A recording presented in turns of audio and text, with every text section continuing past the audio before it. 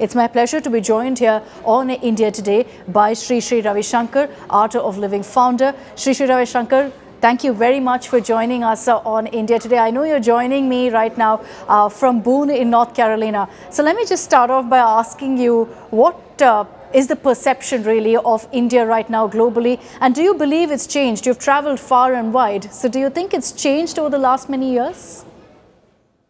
Definitely. It's so visible, so obvious. India's power has risen, India's prestige has risen, and we are anyway knowledge-based industry, and our knowledge, whether it is IT or spiritual, has really taken the world over.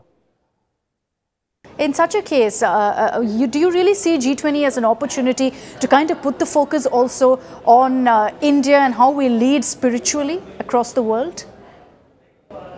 G20 is happening every year from different countries. The participation has been happening, and these are the few countries which make major decisions, take major decisions for the development.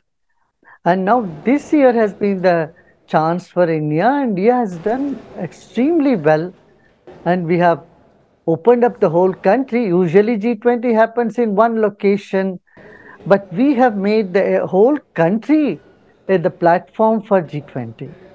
And so it has really created a big buzz. And people have come to know what India is all about. It's not just a biggest economy, or it's also culturally vibrant, religiously tolerant, and spiritually uplifting. And today, the world needs peace. Yeah.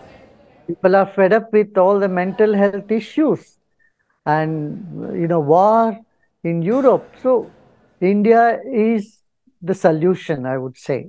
Yeah.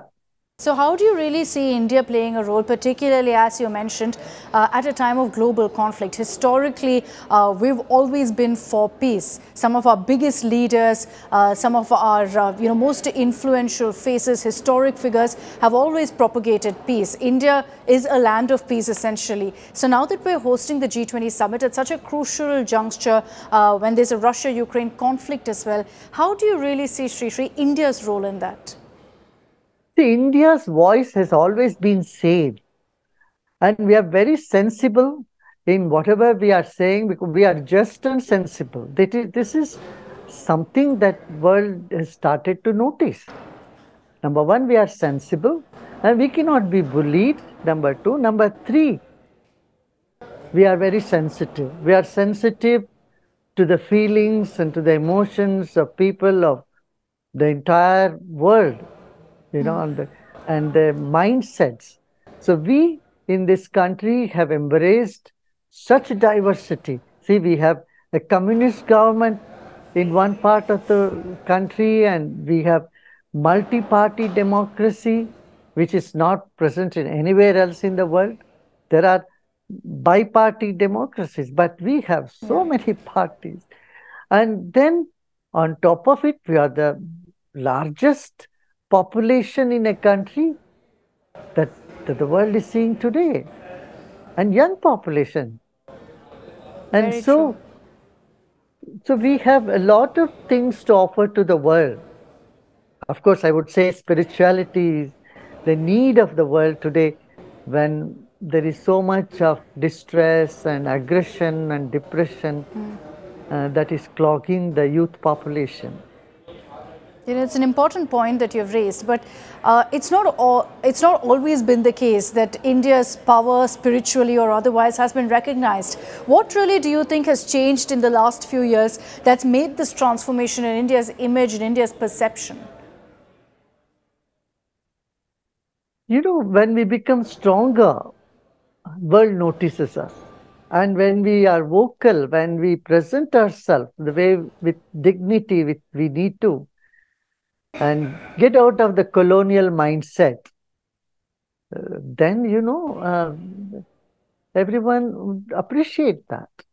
See, if we feel bad about ourselves, we have low self-esteem, we feel meek and weak, we hide our own tradition, our culture, and we feel subservient to everything else, then of course world will not recognize you. And now we have stood up in the past few years. We have really been proud about our culture. We have been proud about our achievement.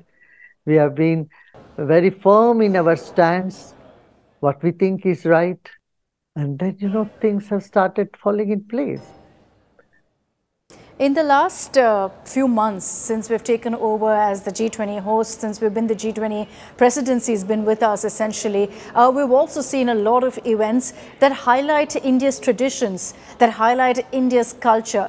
Do you think that's a welcome move essentially, Gurudev? Because, there's a lot of talk about embracing modernity, but here you have India deeply rooted in culture and tradition. The beauty is we are never against modernity. See, Indian culture has always been adaptation, has been its language, and it has always embraced new things in it. So, we are like an old tree which has deep roots, ancient roots, and fresh leaves. How does this kind of an event to you really ensure that India's story is spoken of globally, that our reputation, our place in the global world order really changes? As I said, we had to speak with confidence, not be apologetic about our roots, our tradition, and really put forth the best we have. Otherwise, we are always seen as some sort of backward, and outdated believers. That is not the case. We have the real, wisdom and scientific temper. And that's what is most essential today. On one side, we are gifted with such nature. You have Himalayas, the snow cloud mountains to beach, warm beaches of south, and we have so many languages, and our food varieties are something that cannot stop charming people around the world. So, and our clothes, our jewelry, our tourism, and our spiritual wisdom, yoga and meditation today are practiced by almost 1/3 of world's population. I know 42 years back when we started, it was not the in thing, or it was not the narration of the mainstream. Today it's different. So we have a lot to offer to current situations in the world, like mental depression and violent behaviors in people. Yeah. Very good points. Sri, when we're talking about India's culture and taking it to the world, I know that you and Art of Living is also involved in a World Culture Festival. Do you believe that India's tradition really is setting the stage for us to be recognized globally, that our traditions is what everyone's celebrating? Yes. We have said the Vasudhaiva Kutumbakam, that's been our slogan from ancient days. And we have always considered the whole world as our family. And so in Washington, D.C., in the National Mall, we'll be having the World Culture Festival, the 4th World Culture Festival. The first we had in Bangalore, second we had in Berlin on the 75th anniversary of World War II. In the same place from where World War II was announced, we had World Peace Meditation from the stadium, Olympic Stadium in Berlin. Then we had in Delhi. And now it will be in Washington, D.C. end of this month, yes. And people from 180 countries are participating in it. That sounds truly amazing, and I do believe that these kind of events essentially open up India's prospects, and everyone knows all about the India story. Gurudev, just before I let you go, there is also another issue that I wanted to address away from G20. I'm not sure if you've been seeing all of this talk about Sanatana Dharma that's happening right now in the country. There have been many who are questioning whether it's linked to Hinduism, whether it's actually a principle that propagates casteism. I wanted to know, what's your view as a spiritual guru on this, Sri? See, Hinduism or Sanatan Dharma has always been progressive, and reforms have always been welcomed here, and right from the time of Adi Shankara and even before, reforms have been part of the dharma. And if you want to eliminate a dharma which is pro-reform, it doesn't make any sense. I don't comment on the foolish, stupid comments.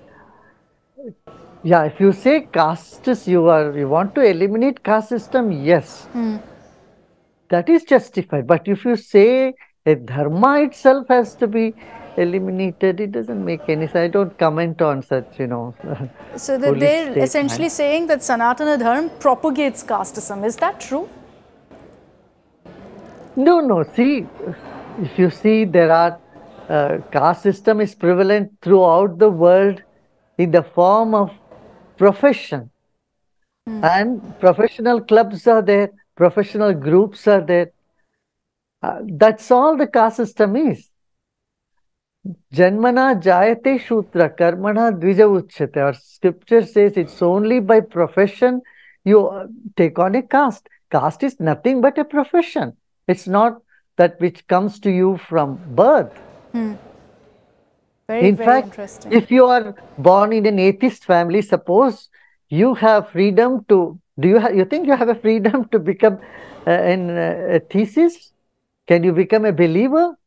If you are a family of DK, what you will say? That becomes another caste, right? Dravida Kazhagam has become another caste. No, we need to rise above the petty things. We need to bring reforms, no doubt. There should be no oppression. And if you see 1,000 rishis in the Vedas, most of them are from what we call Dalit class, our lowest classes, castes. So there is place for everybody, wherever you are born, and whichever family you are born, you have infinite possibility to become the leader, to rise to the top. Okay. That is what Sanatana Dharma has always said.